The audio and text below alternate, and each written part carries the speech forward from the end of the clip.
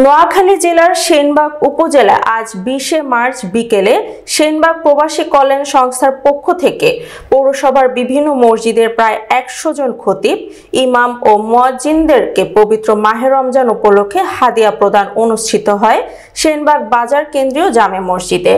প্রবাসী কল্যাণ সংস্থার প্রতিষ্ঠাতা, সভাপতি ও পরিচালক সৌদি প্রবাসী মাহি উদ্দিনের ব্যক্তিগত অর্থায়নে এই হাদিয়া প্রদান অনুষ্ঠান অনুষ্ঠিত হয়।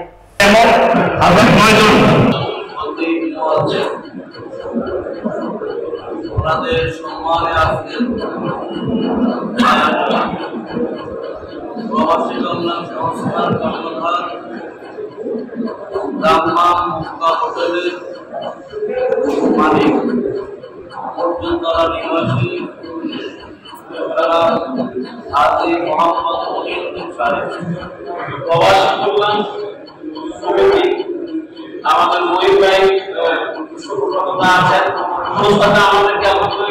বিভিন্ন সময় আমাদের আমাদের এলাকায় করেছেন প্রবাসের তারা নিজস্ব সাথে সাথে এলাকার বাইরে বিক্রি করেন।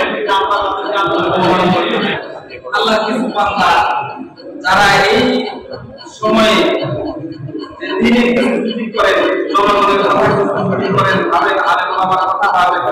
আমরা অন্তর্ভুক্ত তাদের জন্য দোয়া করি। আল্লাহ যেন তাদের দুনিয়া কামিয়াব নসিব করেন এবং তাদের অর্থ সম্পদের মধ্যে আল্লাহ বরকত দান করেন।